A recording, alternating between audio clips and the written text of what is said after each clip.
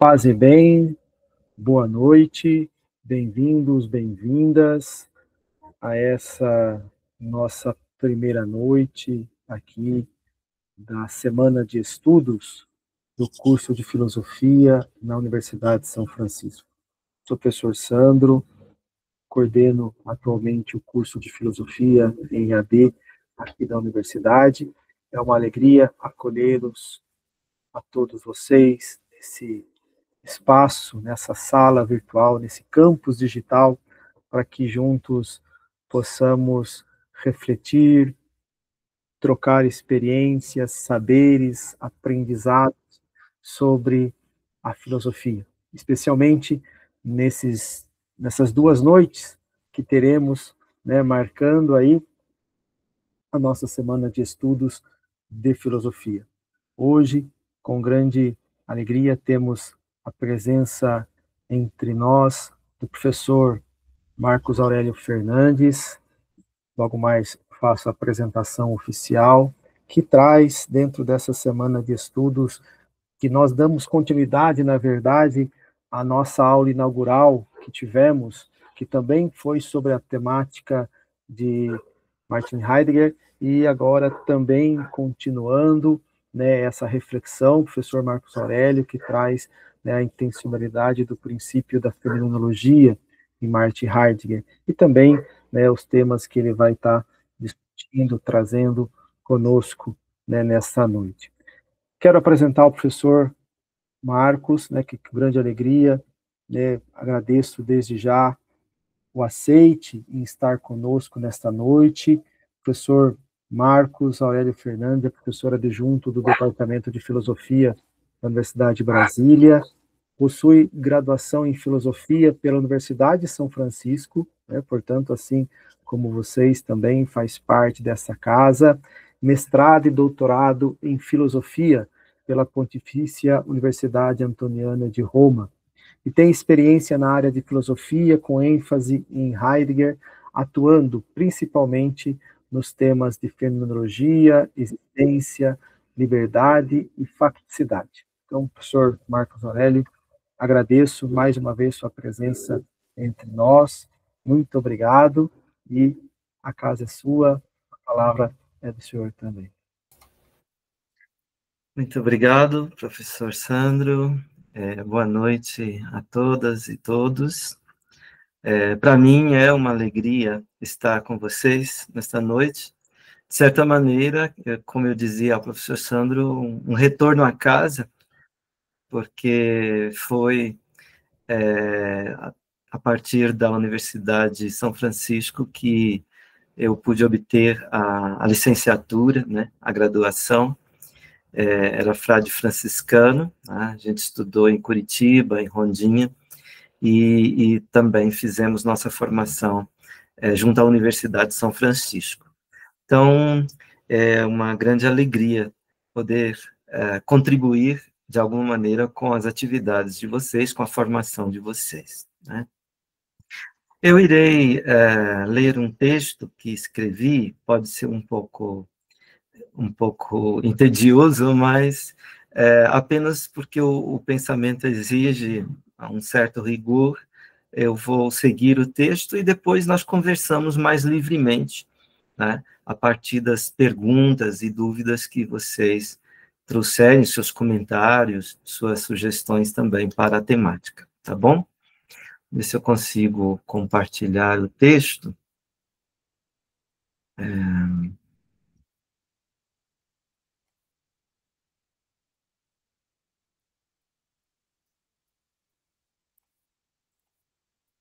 Vamos ver. Vocês veem o texto? Sim, professor. Sim. Ótimo. Então, essa fala se intitula A Intencionalidade como Princípio na Fenomenologia de Heidegger, uma introdução à questão. Esse foi o tema também da minha tese de doutorado, que defendi em 2003. Então, estou revisitando essa temática.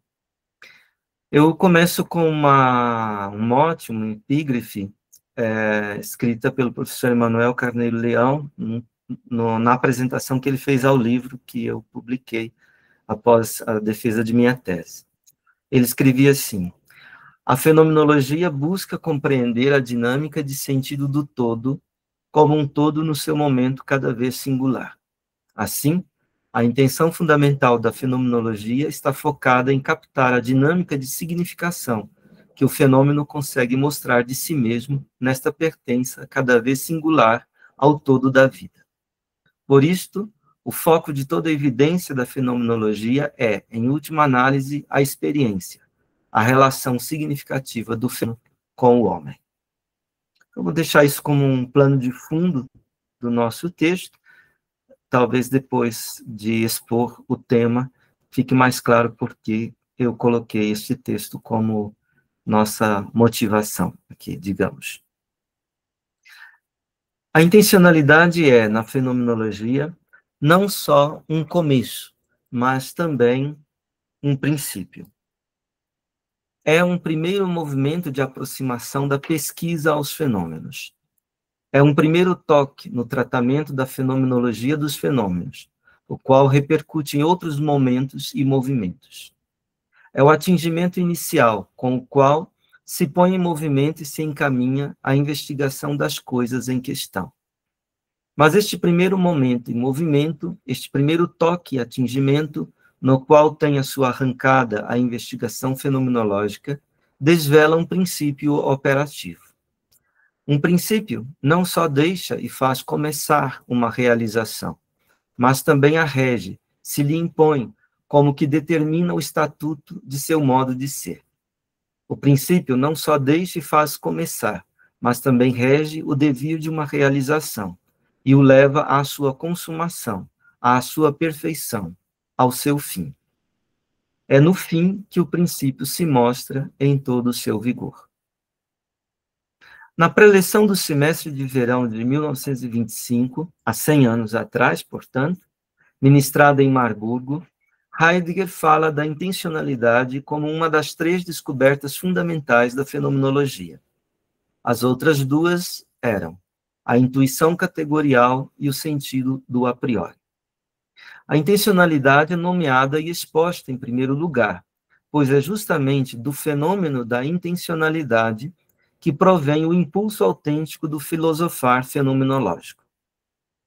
A compreensão daquilo que a fenomenologia pretende depende, pois, da captação e do acolhimento imediato e sem preconceitos do fenômeno da intencionalidade e sua fenomenologia. A primeira determinação da intencionalidade consiste nisso. A intencionalidade é a estrutura das vivências enquanto tais. Então, essa é uma primeira marca, né? A intencionalidade é a estrutura das vivências enquanto tais. Exemplos de vivências são o perceber alguma coisa, o recordar alguma coisa, o esperar alguma coisa, o imaginar alguma coisa, o julgar sobre alguma coisa, o entristecer-se por alguma coisa, o alegrar-se por alguma coisa, o amar alguma coisa ou alguém, o odiar alguma coisa ou alguém, etc. Isso que aqui chamamos de vivências pode ser chamado também de atos psíquicos ou de cogito atual. Quando se chama as vivências, tais como a percepção, o juízo, o amor, o ódio, de atos, é preciso atentar para a significação que a palavra ato tem neste contexto. Ato não significa aqui atividade, mas significa simplesmente relação intencional. Mas é preciso entender bem esta relação. A intencionalidade não é uma coordenação extrínseca das vivências, tomadas como fenômenos psíquicos, para com as realidades efetivas, tomadas como fenômenos físicos. Isto é, não se trata de uma relação extrínseca, posterior, entre fenômenos psíquicos e coisas ou fenômenos físicos. A intencionalidade não é uma relação entre uma coisa psíquica, a consciência, com alguma coisa física, os objetos realmente dados no mundo como realidades efetivas. A palavra intencionalidade é formada a partir de intenção. Mas a palavra intenção aqui não deve ser entendida no sentido de propósito, plano, deliberação.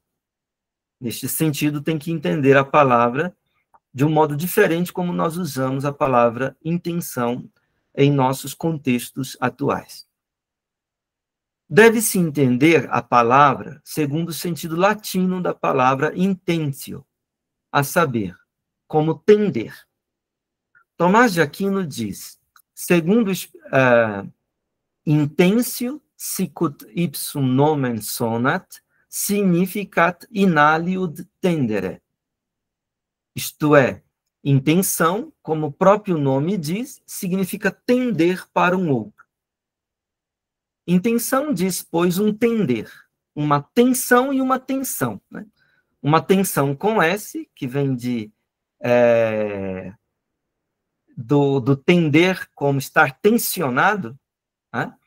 E uma tensão com C cedilha, o tender como estabelecer um intento, digamos assim, né?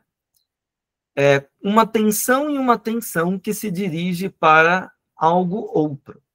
Aqui é importante esse elemento do outro, da alteridade que está incluída nesta intenção, nesta tensão. Na noção de intensio está incluída a noção de um dirigir-se a, em alemão, sich richten auf. Cada vivência, cada ato ou comportamento psíquico se dirige a alguma coisa. Representar é representar alguma coisa. Recordação é recordação de alguma coisa. Julgar é julgar sobre alguma coisa. E assim por diante. Presumir, ter expectativa, esperar, amar, odiar, a cada vez se dá como um dirigir-se a alguma coisa. Então, esse aqui é o segundo ponto, né? Primeiro, que a intencionalidade é a estrutura das vivências como tais. Segundo, que a intencionalidade tem esse caráter de um dirigir-se a alguma coisa. Poder-se-ia objetar que isso é uma trivialidade. Algo assim não merece ser concebido como um princípio, e nem ser estabelecido como uma descoberta fundamental. Tudo isso é óbvio. Sim, mas acontece que o óbvio é o tema da reflexão filosófica.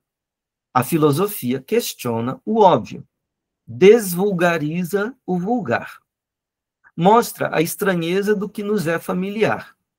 O óbvio, com sua clareza ofuscante, é para nós o mais difícil. Nós temos dificuldade de ver o óbvio, o que nos é mais natural, mais familiar. Nós vivemos muito mais nas artificialidades e ilusões do que muito se diz por aí. Encaramos os fenômenos a partir do que muito se diz, e quase sempre o acesso aos fenômenos nos é barrado pelo discurso cotidiano, seus artifícios e suas artimanhas. Por isso, um primeiro gesto fenomenológico consiste em questionar o óbvio, em tentar ver o que se nos dá como mais natural e habitual, e que, por estar aberto para nós como uma estrada batida, soa-nos como uma trivialidade. Os preconceitos barram-nos o caminho para a penetração daquelas coisas que nos são as mais naturais, as mais familiares. Livrar-se desses preconceitos é o primeiro imperativo para se cumprir aquilo que a fenomenologia coloca como uma exigência fundamental, captar as coisas mesmas, isto é, aquilo que a cada vez está em questão e que constitui o foco da pesquisa fenomenológica. No parágrafo 36 do volume 1 das Ideias para uma Fenomenologia Pura e uma Filosofia Fenomenológica, conhecida simplesmente como Ideias 1, de 1913, Russell diz que as vivências, enquanto são consciência de algo, estão referidas intencionalmente a este algo. Este estar referido, nós caracterizamos aqui como um dirigir-se a. Russell adverte que não se trata de uma relação entre certa ocorrência psicológica, chamada vivência, e uma outra existência real, chamada objeto.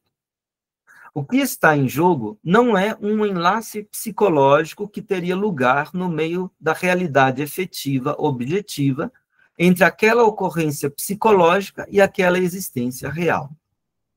Intencionalidade diz respeito, antes, à essência das vivências, ao seu a priori, ao que elas são necessariamente.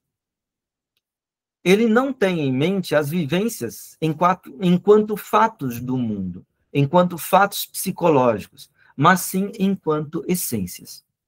Ele, Russell, tem em mente o eidos, a ideia, isto é, a estrutura das vivências enquanto tais. A vivência é, em sua essência, consciência de algo. Este algo não precisa ser algo real. O ato de fingir, próprio da ficção, tem um objeto. Por exemplo, um centauro.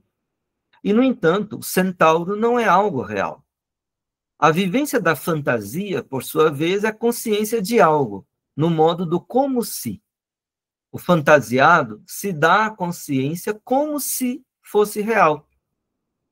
Mas não é real.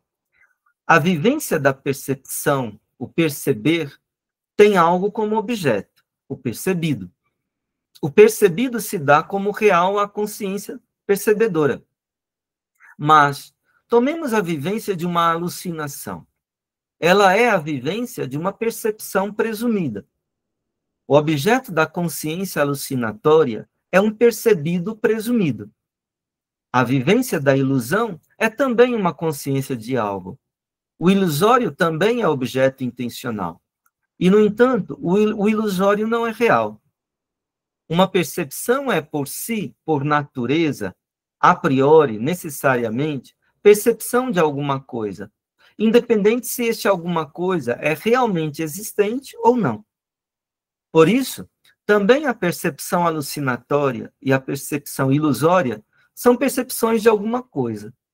Tudo isso significa que o dirigir-se a, o estar dirigido para, que caracteriza a intencionalidade, perfaz a estrutura, a essência da vivência, ou melhor, do comportamento.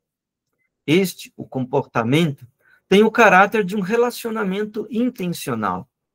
Segundo a sua estrutura e modo de ser, ele é um dirigir-se a alguma coisa.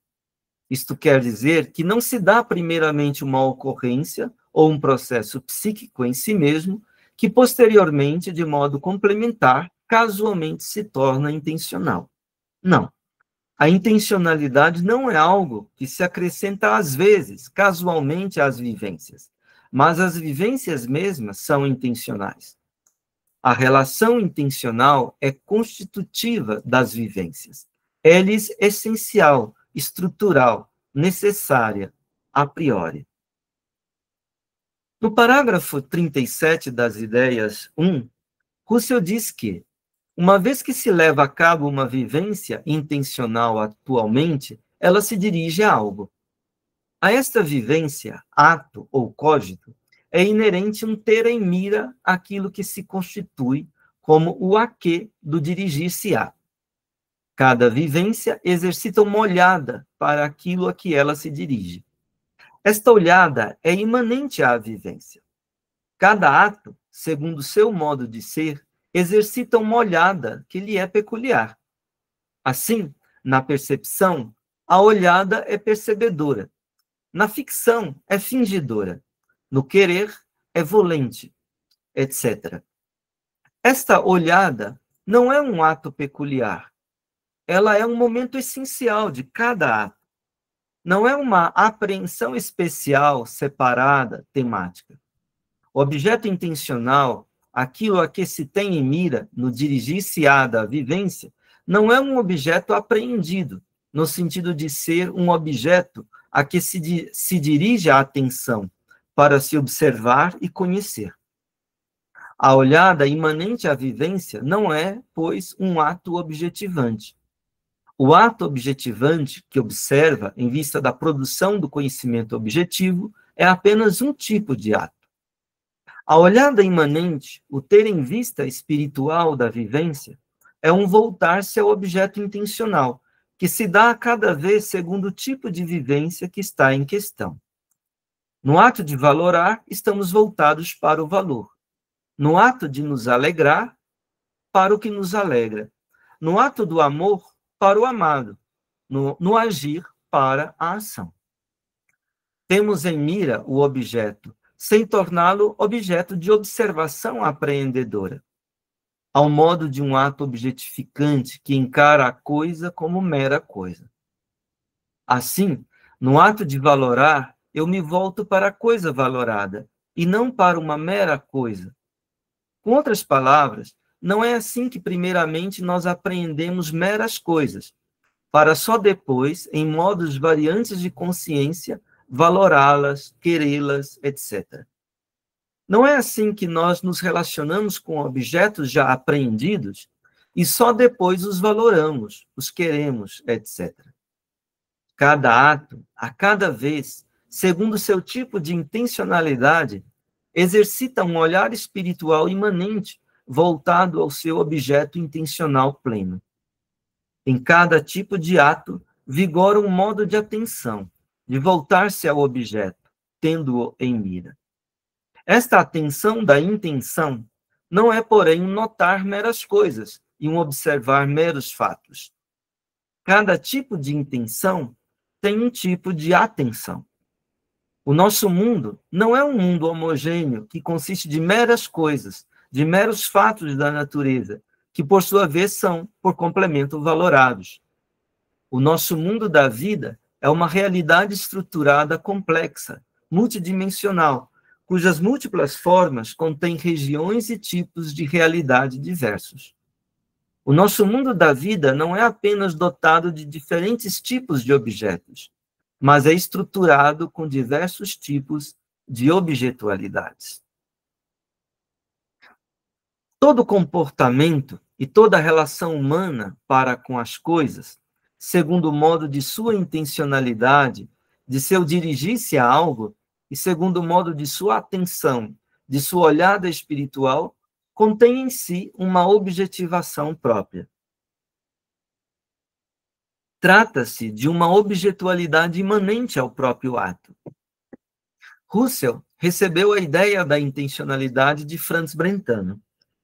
Em sua obra intitulada Psicologia do Ponto de Vista Empírico, Brentano escrevera: todo fenômeno psíquico é caracterizado por aquilo que os escolásticos medievais chamavam de inexistência intencional ou mental de um objeto, e que nós, se bem que em modo não de todo privo de ambiguidade, chamamos de referência a um conteúdo, de orientação para um objeto, que não é entendido como realidade, ou, enfim, de objetualidade imanente.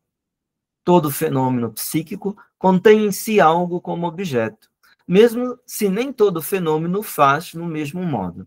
Na representação, algo é representado. No juízo, algo é aceito ou rejeitado. No amor, há um amado. No ódio, um odiado. No desejo, um desejado. Isso é a citação do Brentano. Seguindo.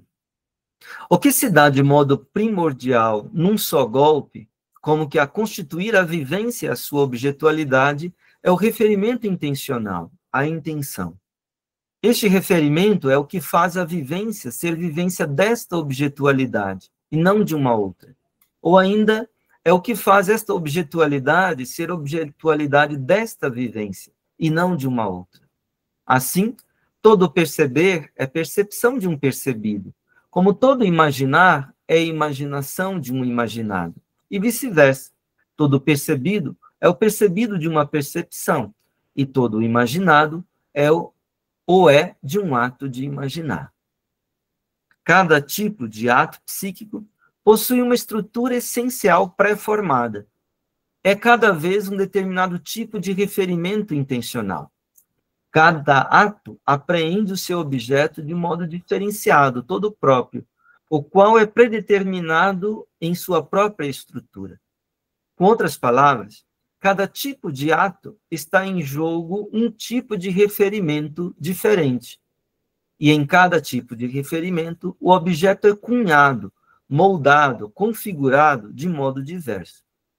Assim, por exemplo, Se eu caminho pela rua e vejo ao longe uma pessoa que me vem ao encontro, sendo que de início aquela pessoa por mim vista me é estranha, é uma pessoa qualquer, se em seguida reconheço-a como sendo um ex-colega de escola, por quem eu nutri uma forte estima, e se no vai e vem de uma conversa percebo que aquela pessoa passou por uma transformação tal ao longo dos anos, que ela hoje se tornou desprezível por sua mediocridade, etc., então se dá no fluxo das minhas vivências tipos de referimentos diferentes, onde aquela pessoa se me aparece cunhada cada vez numa outra configuração, no modo de ser de uma objetualidade cada vez outra.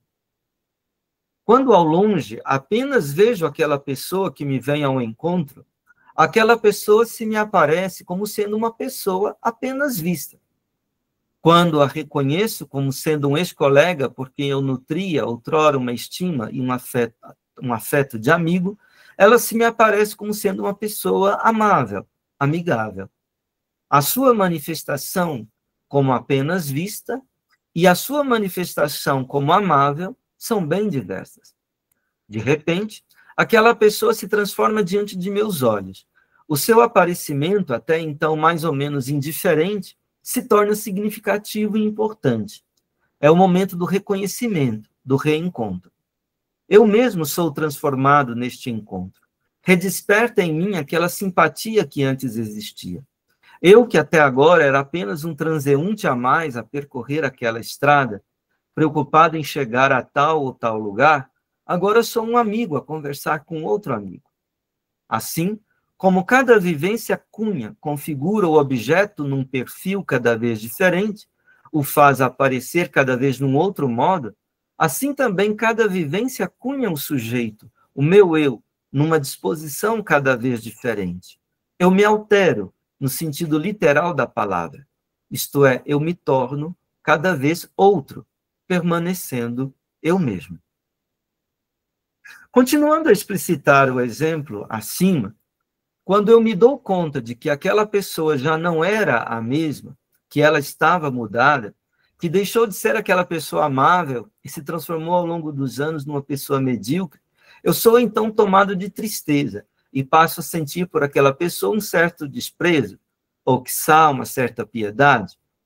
De repente, aquela pessoa se me aparece como desprezível e digna de pena, e eu mesmo me altero, de amigo e próximo, torno-me alguém distante, dissimulo minha ira, ou então a manifesto abertamente. A minha ira, por sua vez, pode se transformar até mesmo em ódio. E aquela pessoa, que era de início apenas um desconhecido, e depois era uma pessoa amigável, se transformou diante do meu olhar, em uma pessoa odiável. Não somente isto, eu mesmo me transformei, bem como meu próprio olhar. Quando ao meu olhar um homem amável se transforma num homem odiável, o que se dá não é o fato de que aquele mesmo homem, como uma mera coisa, aparece numa outra luz, mas o fato de que aquele mesmo homem se altera inteiramente. Ele é totalmente reconfigurado. Sua aparição se reestrutura de ponta cabeça, até nos seus traços mínimos. A sua fisionomia, o seu olhar, a sua mão, a sua roupa, a sua voz, tudo que nele antes era-me amável, agora se me parece odiável. Um homem digno de desprezo, de ódio, de pena, é outro em relação a um homem digno de estima ou de amizade, ainda que este homem seja a mesma pessoa. Ele não somente possui outras propriedades caracterológicas, mas ele é, por assim dizer, de dentro para fora, inteiramente reconstituído. Os atos ou vivências não são dados numa pluralidade de formas prévias ou tipos. Nos são dados. A cada tipo de ato corresponde também um tipo de referimento intencional e um tipo de perfilação de seu objeto. Cada tipo de referimento, igualmente, constitui um tipo de ver, isto é, de ter em mira alguma coisa, e nele vigora um tipo de atenção. Não somente os atos do representar sensível ou fantástico, do pensar conceitual e lógico, e do querer, como também aquelas vivências ou atos do sentir e do desejar, possuem sua própria evidência. São igualmente referimentos intencionais, que colhem numa percepção cada vez própria o dar-se daquilo que neles e a eles se manifesta, cada vez num tipo de aparição diferenciado.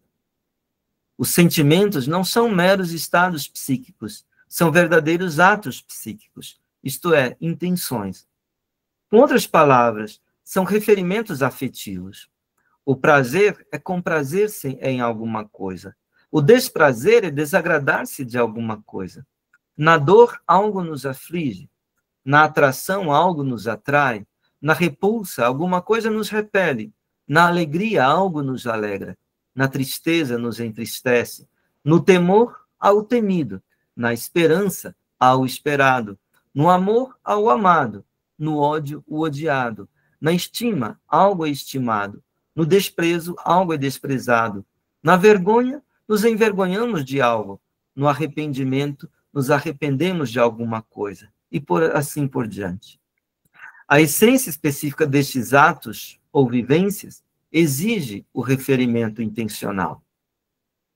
Também a volição, o ato da vontade, tem aquilo que para ela se constitui no seu objeto, aquilo que é querido, buscado, apetecido, almejado. O conatus, este esforço do desejo, tende sempre para a coisa que constitui a causa do seu empenho. Na deliberação, a consciência se põe diante de um problema que lhe reclama uma decisão. Quando a vontade se resolve no seu fiat, no seu faça-se, ela se autodetermina por aquilo que constitui para ela o bem a ser buscado, acima de tudo, nessa determinada situação. Também no desejo há o desejado, muito embora o referimento intencional para com a coisa desejada nem sempre seja temática, ou seja, muitas vezes o mundo do desejo é um universo de possibilidades que não são confrontadas com a realidade. Por isso, o objeto do desejo nem sempre é algo de real, factual. Pelo contrário, é frequentemente algo que se dá no modo de uma vaga possibilidade. Isso não impede que eu me aproprie deste desejo e, potencializando-o, deixe-o agir em meus empenhos reais. Os diversos tipos de referimento intencional são diversas modalidades de ter algo em mira, de visar algo, de estar interessado em. Então, uma outra marca aqui, né, além do dirigir-se a, né, da intencionalidade e do visar algo, olhar algo, né, temos este elemento do estar interessado em. A relação intencional é um interesse. Aqui precisamos entender a palavra interesse na sua etimologia. Interesse, estar entre, ser entre. Né? A relação intencional é um ser entre, um estar entre. O modo de apreensão ou de captação das objetualidades destes atos em que vivemos varia cada vez de acordo com o modo de referimento intencional. Também o tipo de atenção que vigora em cada ato depende do tipo de referimento intencional. A atenção no comportamento teorético especulativo é outra em relação à atenção nos comportamentos práticos e afetivos. Não é, pois, a atenção que funda a intenção. Ao contrário, é a intenção, ou seja, o modo de visar, de ter em mira, de estar interessado, que funda a atenção. É o referimento intencional, a estrutura essencial dos atos, que estrutura a consciência e também aquilo com que ela se relaciona. Referimento intencional é, por sua vez, fundamentalmente uma mirada para, um visar a, interesse, ser entre. Em tudo isso, o que se há de manter firme é o seguinte: a intencionalidade é, em seu modo de ser fundamental, uma copertença de intentio e intentum, ou seja, de intencionar e intencionado. O tipo de objetualidade do objeto se constitui a partir do tipo do seu ser intencionado. Tomo como exemplo uma coisa de meu mundo circundante, da cidade de Brasília, a Ponte JK. Para quem não a conhece, essa ponte é o intencionado de um vazio intencionar. Eu agora não estou junto a essa ponte, mas eu posso agora recordá-la, uma vez que já estive junto a ela. Já a usei em minhas idas e vindas em Brasília. Já passei por ela. A recordação exercita uma presentificação. O ato de recordar é presente, mas o recordado não é presente. A recordação não presenta a ponte, ela a presentifica. Posso agora também olhar na tela de meu smartphone ou de meu computador uma fotografia da ponte JK. A ponte, enquanto presentificada pela recordação, tem um tipo de objetualidade. A ponte, enquanto se me apresenta através de uma imagem, tem outra objetualidade. A ponte enquanto recordada e a ponte enquanto objeto de uma consciência de imagem são objetos intencionais diversos. Diverso é ainda a ponte enquanto percebido de um perceber. Vamos supor que eu vá agora até a ponte JK. Sua datidade será inteiramente outra, o modo dela se dar a mim. A percepção é um simples ver. Isso que eu vejo perceptivamente, a ponte, por exemplo, não é uma mera coisa. É antes uma coisa do meu mundo circundante. Mas, enquanto uma coisa material, ela é também uma coisa da natureza. No entanto, na vivência da percepção natural da ponte, eu não a vejo como coisa da natureza. Antes, eu a vejo como coisa do meu mundo circundante. Outro exemplo. Quando apresentei uma pessoa com uma orquídea, eu estou dando a ela uma coisa do meu mundo circundante e do nosso mundo compartilhado, que também, é verdade, é uma coisa da natureza, uma planta. Mas esta coisa que presenteio, carregada de valor e de simbolismo, não é nunca uma mera coisa, nem uma simples coisa da natureza, no sentido de algo que é objeto de estudo da botânica. Seja a orquídea que presenteio, seja a ponte JK, podem ser encaradas como meras coisas materiais, mas, usualmente, no mundo da vida, não se nos dão assim.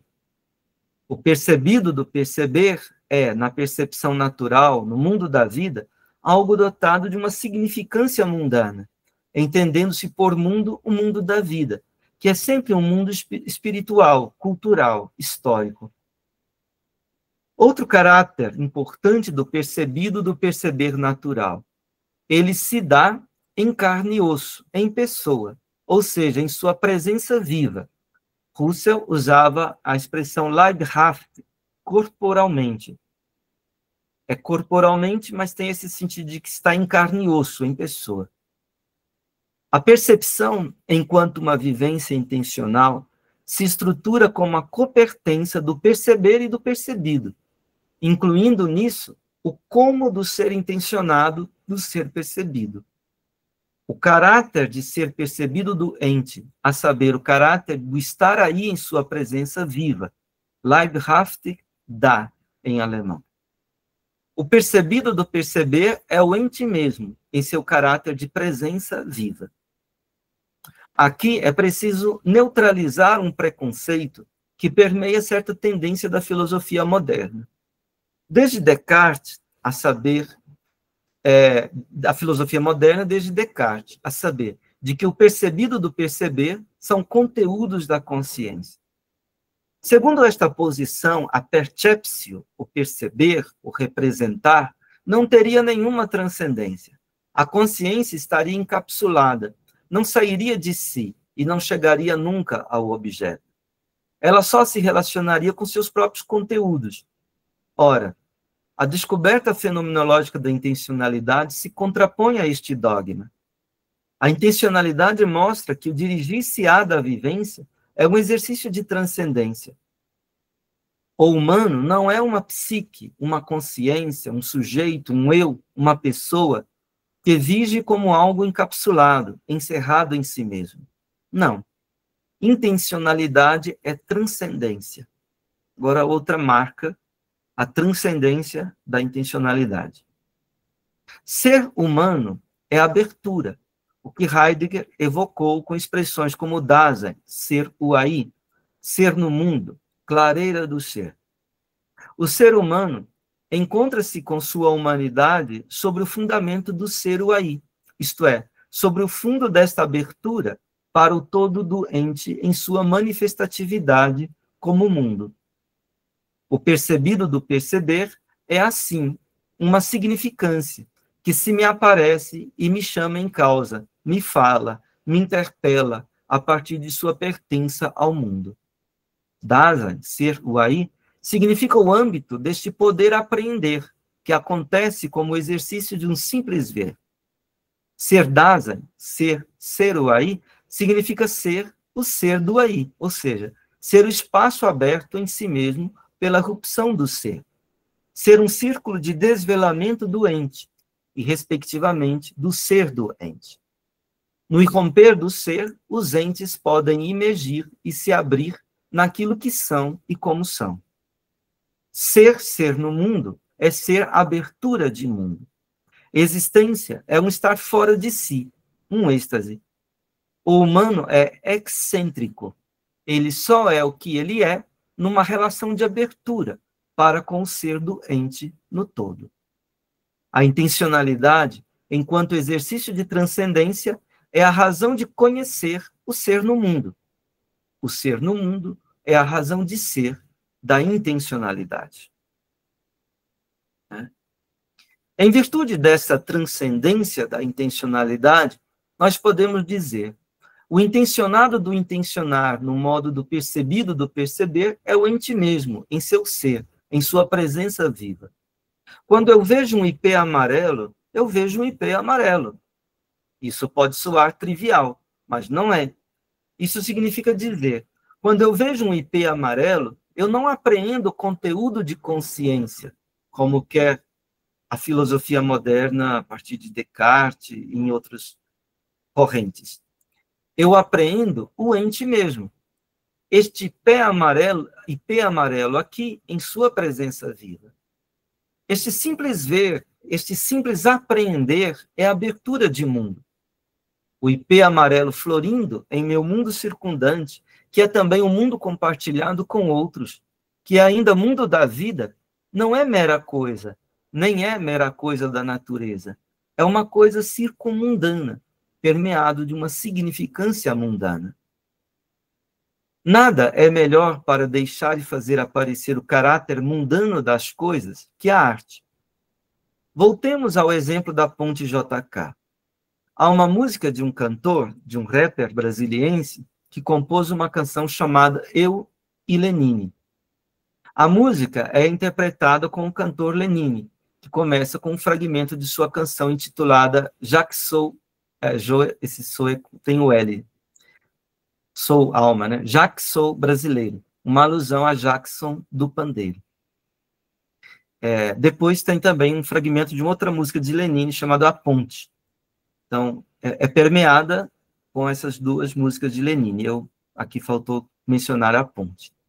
Começa, eu canto para o rei da levada, na lei da embolada, na língua da percussão. Depois entra a toada de Gog, que diz: eu já atravessei a ponte do Paraguai, um fio me inspirou a ponte do rio que cai. É sucesso em Campinas e na voz dos Racionais, mas a ponte da capital é demais. Projetada para aproximar do centro São Sebastião, o Lago e o Paranoá. Desafogaram o tráfego na região. Visitantes de chegada, nova opção. Fique ligado, acompanhe passo a passo. Condomínios luxuosos de todos os lados. O Congresso e o Planalto colados. Aquele barraco ali, ó, vão ser retirados. A ponte é luxo. Nada é mono, só estéreo.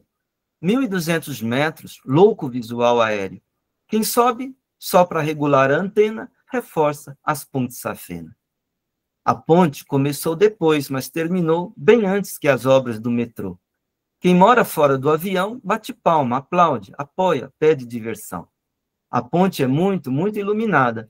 O pôr do sol numa visão privilegiada. O povo quer passar, vê nela algo místico. A ponte virou ponto turístico. Este lugar é uma maravilha, no horizonte, no horizonte. A ponte é um vai e vem de doutor. Tem ambulante, tem camelô. Olha para baixo, vê jet ski e altos barcos. Olha para cima, lá estão os 3 arcos. A ponte saiu do papel, virou realidade. Novo cartão postal da cidade. Um quer transformar ela em patrimônio mundial, um outro no inquérito policial. Então, na sua opinião, Naline, tá normal ou existe crime? Se souber o caminho de rocha, me aponte. A ponte simboliza união. No nosso caso, Brasília e o sertão. A ponte não é de concreto, não é de ferro, não é de cimento. É do vermelho, é do azul, é de cada elemento. Leva o nome de JK, que transferiu a capital do litoral para cá.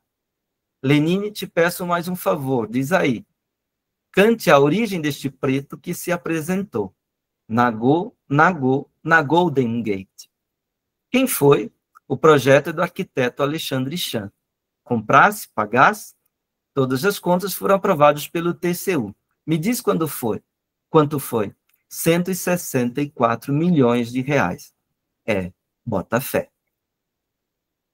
Essa é a canção do Gog. A poesia da canção, na letra da música, tem o poder de deixar e fazer ver a coisa, ponte JK, em sua mundanidade. Na poesia, mostra-se a coisa como coisa do mundo. O mundo é mundo circundante, mundo ambiente, mas é também mundo compartilhado, mundo social e mundo público, mundo cultural e mundo histórico, mundo espiritual, mundo da vida. A partir de seu mundo próprio, singular, único, cada um encara a coisa ponte JK e seu ser mundano em diversos pontos de vista, em diversas perspectivas. A poesia também deixa ver a coisa, o fenômeno em sua fenomenologia, a partir de seu pertencimento ao mundo, enquanto a quadratura de terra e céu, o céu de Brasília, o seu horizonte. A coisa é o que é numa paisagem. Ela se dá no acontecer das vivências. Vivências não são ocorrências. Vivências são eventos, acontecências da vida. A coisa é um nó significante de relações do mundo da vida como ser no mundo, como facticidade. Vida que é mortal. Seres mortais encontram na coisa algo de místico. O mistério permeia tudo isso, o mistério de ser. A intencionalidade é, em Heidegger, a abertura transcendente do ser no mundo, do ser o aí, da clareira do ser, em que o ser se desvela, mas também se retrai como um mistério. Muito obrigado pela atenção de vocês. É um texto talvez um pouco longo, mas espero que não tenha sido muito cansativo para vocês.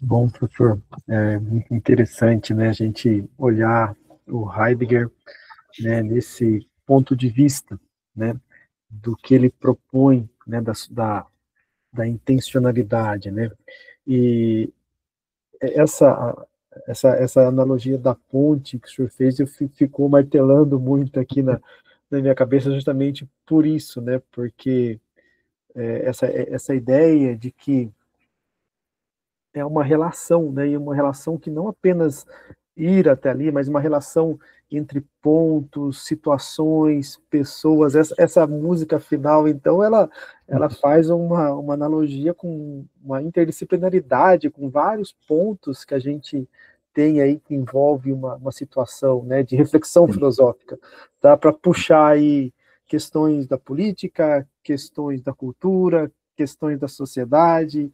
Fantástico, Sim. né? É muito bom, né? E é interessante pensar, né, essa ideia do engajamento também, né, que de olhar o cotidiano, né, da intencionalidade como um engajamento não vou dizer assim de uma ligação afetiva, mas uma percepção daquilo que realmente ele está ali no sentido de ser muito mais do que apenas algo do cotidiano, por exemplo, com relação a da fonte mesmo, do final que eu disse agora, né? Essa ideia de perceber, né, que a partir de uma música, de um elemento ali da paisagem, a gente pode trazer discussões, reflexões, aprofundamentos, né? E é a própria filosofia acontecendo, né? Muito bom mesmo. Muito obrigado pela sua exposição. De nada. Se o senhor quiser comentar algo, passo a palavra para quem desejar participar também, fiquem à vontade no chat ou levantando a mãozinha aqui para poder estar participando também. O professor Elias aqui coloca, né? Muito obrigado, professor Marcos, muito profundo, abriu horizontes, reflexões de mundos, de pontes, inclusive. Passar a palavra a todos, professor Paulo também, se desejar comentar alguma coisa, né, fique à vontade.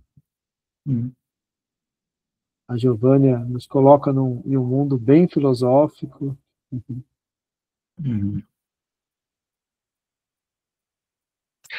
Eu acho que fenomenologia é, sobretudo, um exercício, né? É uma prática, digamos, de ver, né? De procurar esse ver, digamos, simples.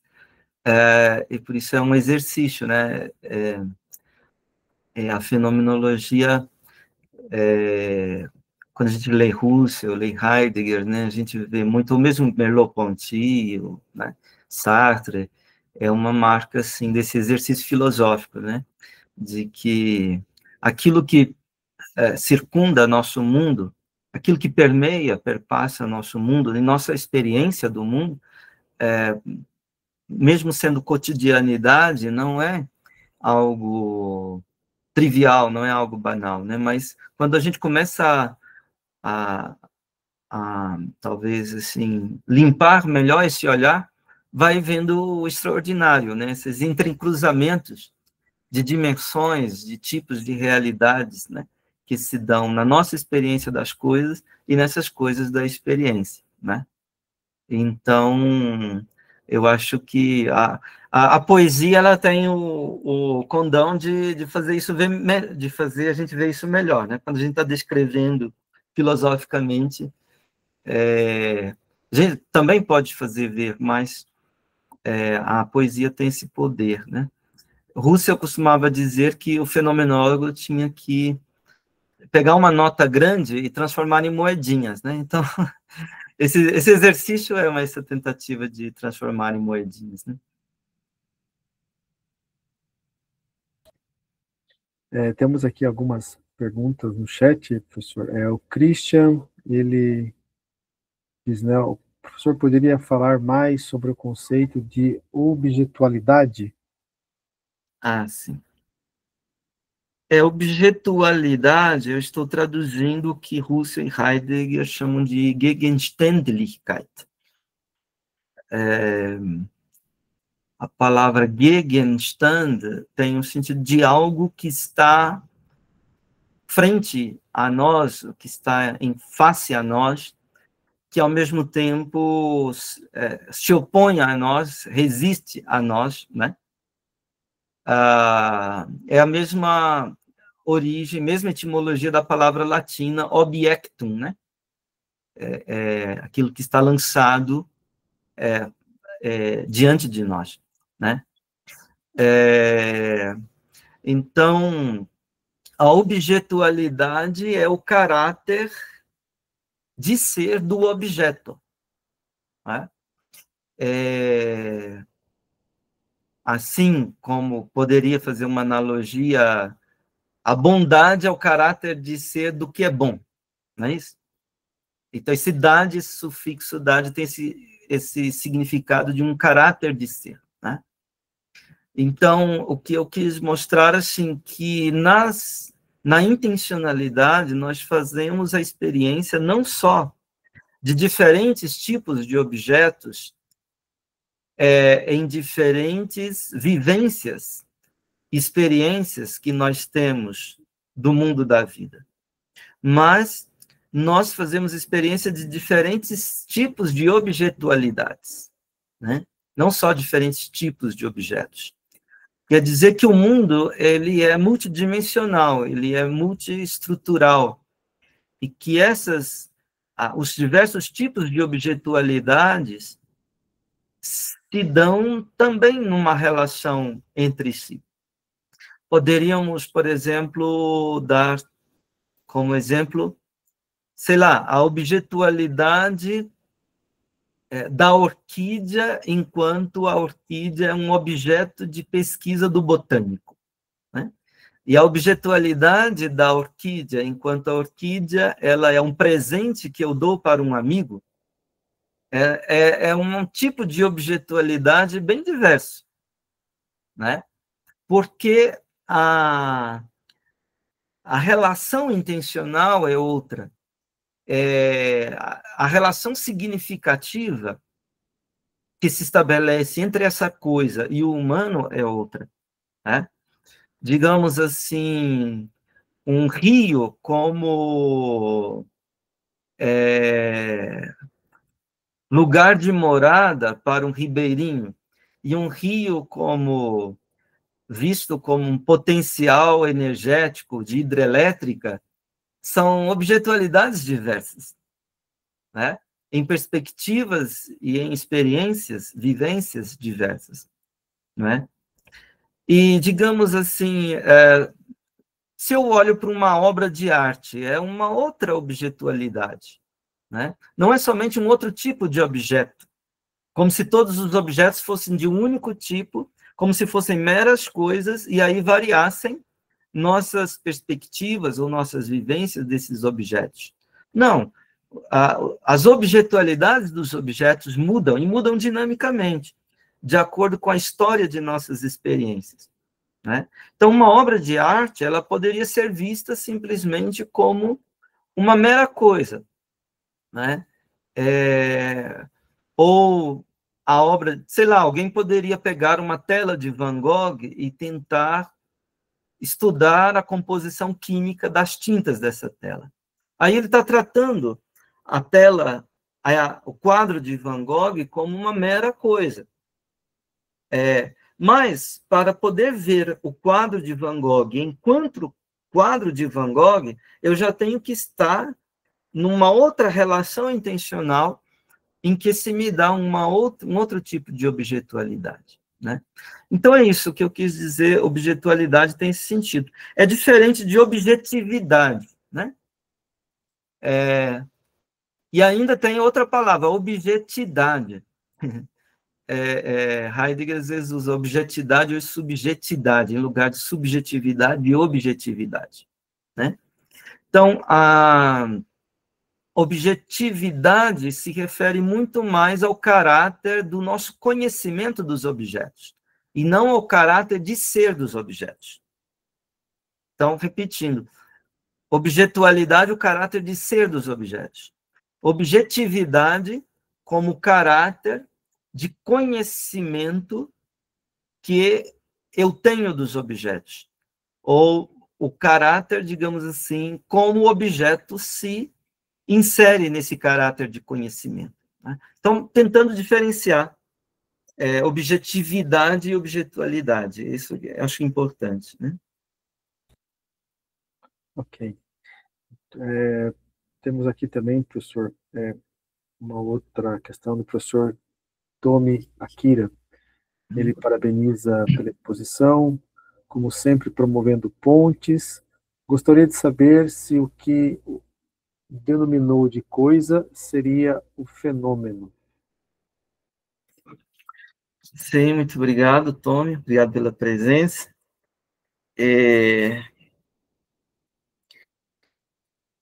Em alemão temos duas palavras diversas que traduzimos normalmente por coisa. Eu usei a palavra coisa para traduzir essas duas palavras. É a palavra Ding, né? E a palavra Sache, né?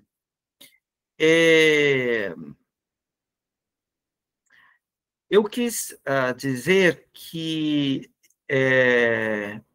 o objeto intencional da experiência perceptiva é uma coisa, isto é, uma Ding. Né?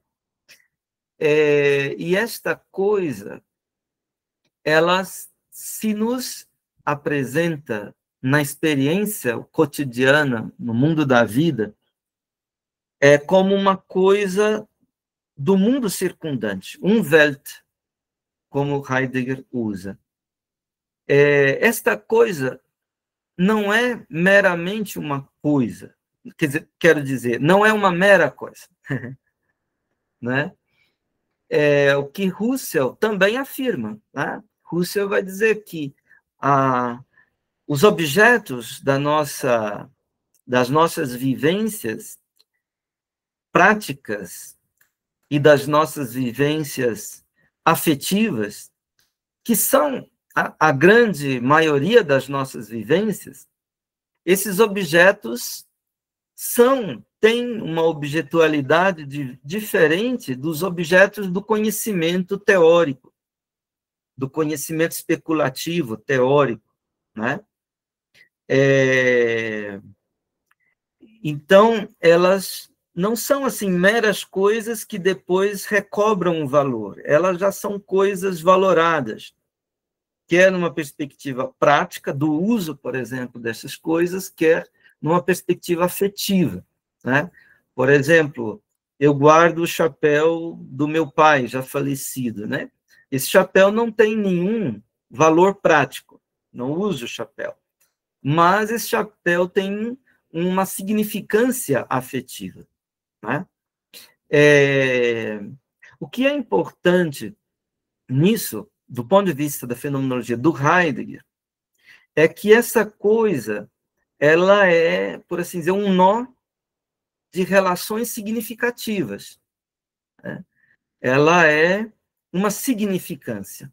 Heidegger usa Bedeutsamkeit, né? Significância. Quer dizer, ela me importa de alguma maneira, ela concerne a mim e a nós de alguma maneira. É também o sentido da palavra res em latim. Né? Res quer dizer algo que nos diz respeito, que nos concerne. Né? Então, a coisa como um nó de relações significantes, e essa rede de relações significantes, ela faz a textura do mundo, digamos assim. Né? Então, aí a importância de coisa e mundo. O jovem Heidegger fazia uma crítica a muitas vezes o comportamento teorético do conhecimento desmundaniza as coisas para objetificá-las, né? E nessa desmundanização das coisas também a vida se desvitaliza de alguma maneira. Né? Então, o desafio da fenomenologia era captar as coisas mundanizadas e esse mundo como o mundo da vida. Mundo da vida eu estou usando aqui num significado que se aplica tanto ao Heidegger quanto ao Husserl. Né? Heidegger o usava nos primórdios, Husserl veio usar no estágio final da sua fenomenologia. Né? Então, a coisa é fenômeno. Né, para responder a sua pergunta, Tom. A coisa é fenômeno. Mas o fenômeno não é necessariamente coisa. O mundo é fenômeno, mas o mundo não é coisa. Né? E mundo não é objeto. Não? Mas objetos e coisas do mundo são fenômenos, assim como o mundo é fenômeno. Fenômeno é também a própria consciência. Ou o próprio Dasein, para usar a expressão de Heidegger, né? É também fenômeno. Né? Quer dizer, se manifesta, aparece, se mostra em si mesmo a partir de si mesmo. Né? Então, fenômeno é o ente, mas fenômeno também é o ser do ente. Né? Então, a palavra fenômeno, ela é muito mais abrangente do que a palavra coisa. Agora, quando a palavra coisa não é mais Ding, mas é Sache, né? Em alemão, Sache tem esse sentido, aquilo que está em questão, né? A coisa como aquilo que está em questão. Então, digamos assim, a coisa mesma, Sache selbst, é aquilo que está em causa, aquilo que está em questão na investigação fenomenológica. Agora, o que é que está, em última instância, em questão na investigação fenomenológica? Aí nós teríamos respostas diferentes. Para a Rússia, é a subjetividade transcendental, né?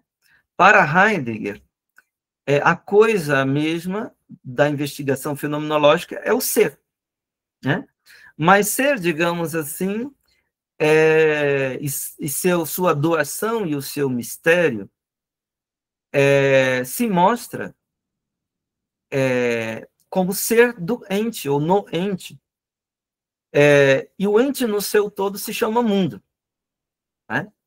E esse ser que constitui o nosso ser, desse ente que somos nós mesmos, o humano, que Heidegger chama de Dasein, ser, o aí, né? Este ser é o lugar em que irrompe o ser de tudo o que é, né? E assim os seres, os entes, se manifestam nesse lugar, né? Então, digamos assim, que para Heidegger, a coisa mesma é essa, né? É o fenômeno em sentido fenomenológico. Então, lá em Ser e Tempo, no parágrafo 7, Heidegger dá um sentido formal de fenômeno, que é aquilo que se mostra a si mesmo, a partir de si mesmo, e ele dá um sentido deformalizado de fenômeno.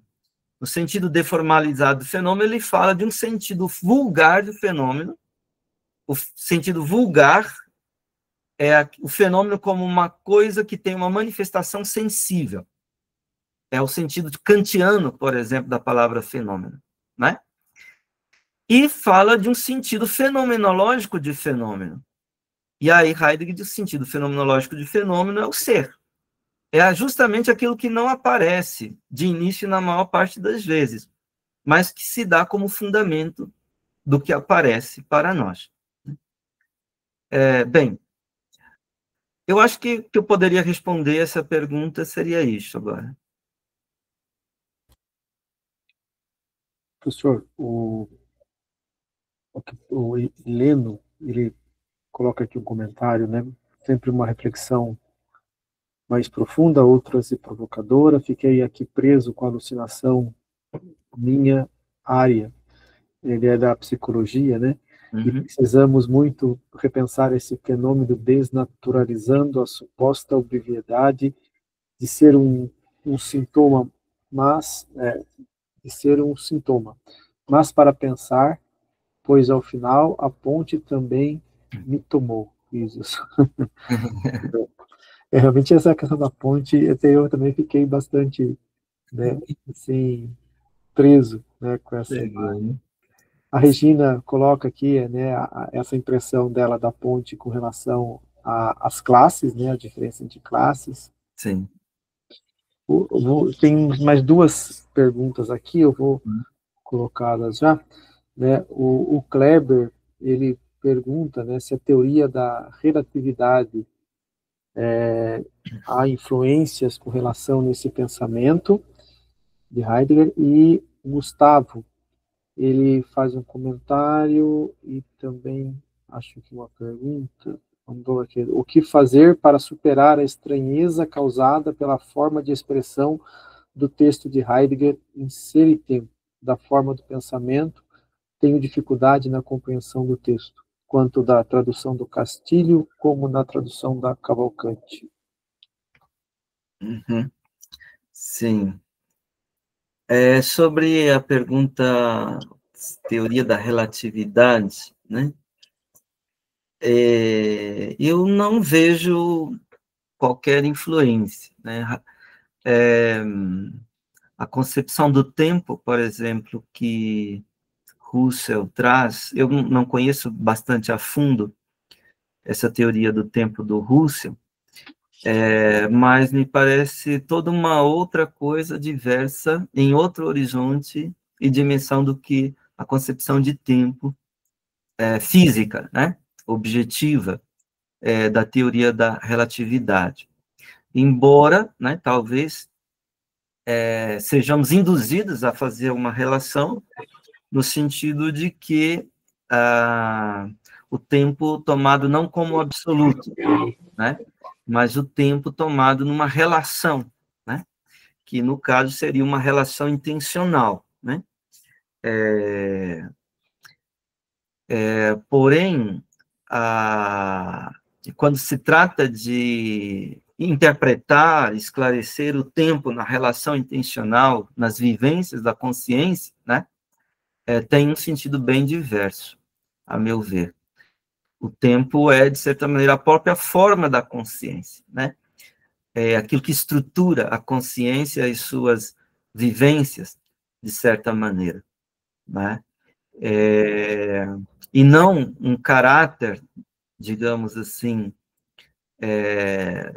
do movimento dos corpos, né, de suas relações de velocidade, de, né, espaço, essas coisas todas, né? Também no Heidegger, ele chega a afirmar que a teoria da relatividade do Einstein não deu um passo à frente à concepção de tempo do Aristóteles, né? Que, no fundo, ainda permanece no mesmo ponto de partida e no mesmo horizonte de Aristóteles, né? Digamos, é ainda a concepção do tempo a partir do movimento, né, do corporal, o tempo que se mede, o tempo que se conta, né? Enquanto que para Heidegger o tempo é uma outra, bem outra coisa, né? Não trata-se do tempo das coisas intramundanas, do que ele chama de o tempo vulgar, né? Mas se trata do tempo da própria experiência, da própria existência. Nós somos tempo, né? Nós somos temporalidade. Então, é uma outra concatenação do sentido de tempo. E, no outro plano, o ser, de alguma maneira, se doa como tempo, né? O sentido de ser se doa no horizonte do tempo. Então, eu não consigo ver uma relação, digamos assim, uma influência de Einstein em tudo isso, né?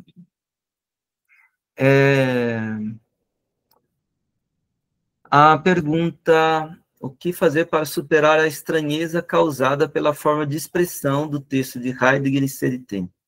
Da forma do pensamento, tem dificuldade a compreensão do texto, tanto na tradução do Castilho como na tradução da Cavalcante.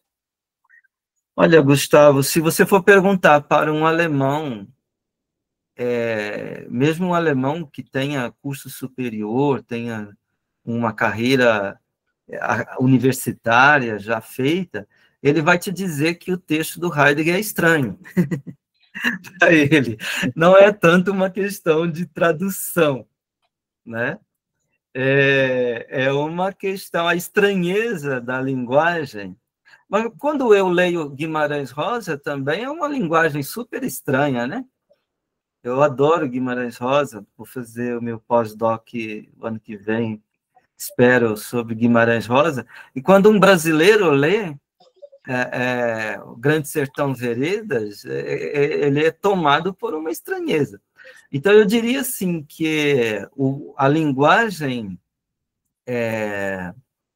filosófica, como também a linguagem poética, ela sempre é estranha, mesmo quando ela parece falar das coisas mais banais, mais triviais, mais cotidianas da vida. Você pega um livro de Manuel de Barros, né? Livro sobre Nada, de Manuel de Barros, né? Ele força a linguagem, né?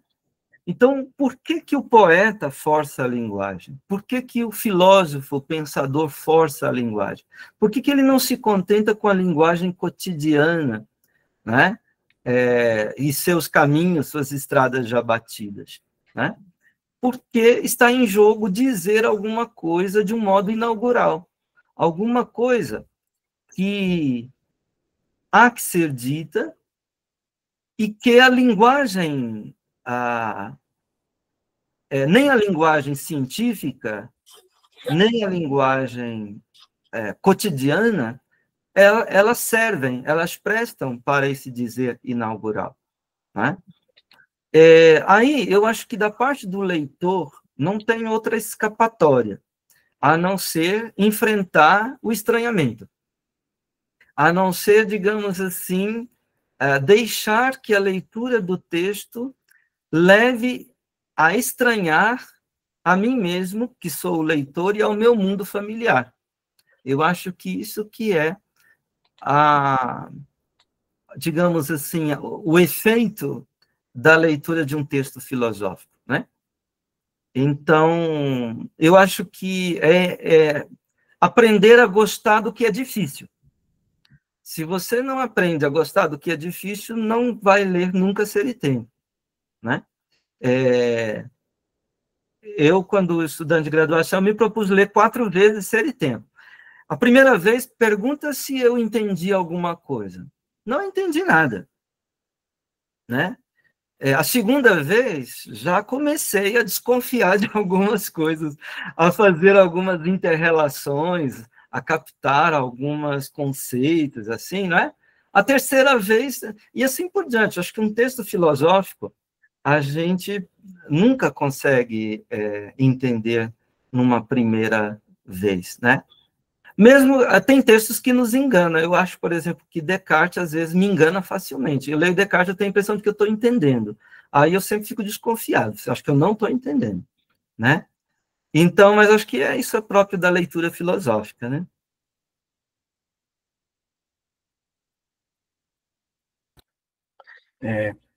A filosofia, ela sempre leva a gente a esse grande questionamento, né, professor? Se a gente está indo realmente num caminho correto, ou aí a gente chega na metade do caminho e fala, peraí, mas eu acho que eu preciso começar de novo, porque não é bem isso que eu estou entendendo no texto.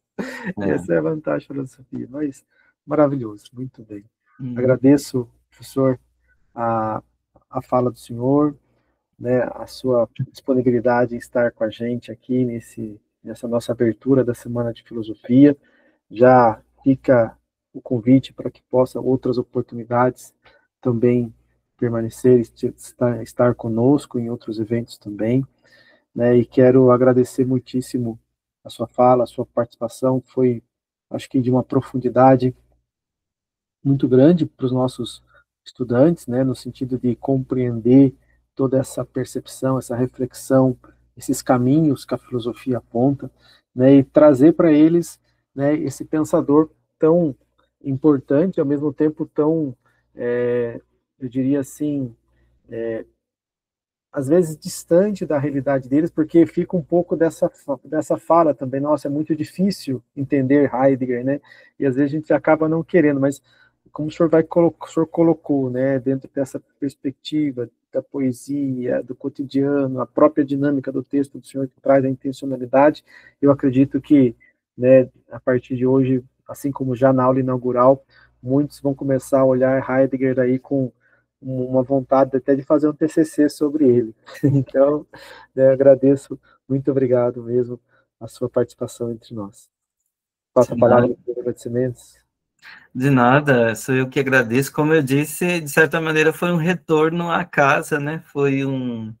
Porque eu sou cria também, né? Dessa instituição, academicamente falando, né? E agradeço muito pela oportunidade. Muito obrigado, agradeço a todos. Quero agradecer, né, eu também aqui, professor Marcos, professor Luiz Carlos Ramos, ele que, né, fez a gentileza de passar o contato do senhor para que eu pudesse entrar em contato. Agradeço ao Valdir, que esteve com a gente, do Núcleo de Eventos e Marketing, por todo o apoio e divulgação no evento, e ao Núcleo de Ensino à Distância e também à Pró-Reitoria de Ensino e Pesquisa, que sempre apoia as ações do curso de Filosofia. E a vocês todos que estiveram conosco, que vão assistir a gravação no YouTube, né, meu muito obrigado, e até uma próxima oportunidade. Paz e bem para todos. Paz e bem.